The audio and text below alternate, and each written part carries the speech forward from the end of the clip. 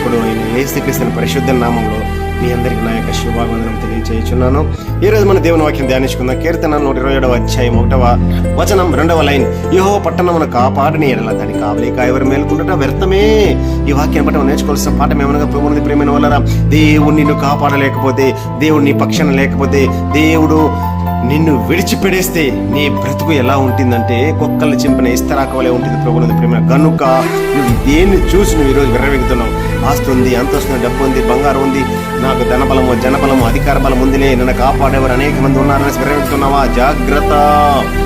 దేవుడు ఈరోజు నువ్వు బ్రతికి ఉన్నావంటే నీ ప్రాణం అంతా దేవుడి చేతిలో ఉందని మర్చిపోవద్దు. దేవుడు అంటే భయభక్తులు కలిగి జీవించి నిజమైన దేవుని తెలుసుకుందాం, ఆయన రెక్కల కింద జీవిద్దాం, ఆయన శివార్త ప్రకటిద్దాం, భలే మంచి దాసం అనిపించుకుందాం. ఈ కొద్ది మాటలను దేవుడు బహుగా దీవించునుగాక. కానీ మనం కాపాడగల సమర్థకుడు ఆయన యేసుక్రీస్తు.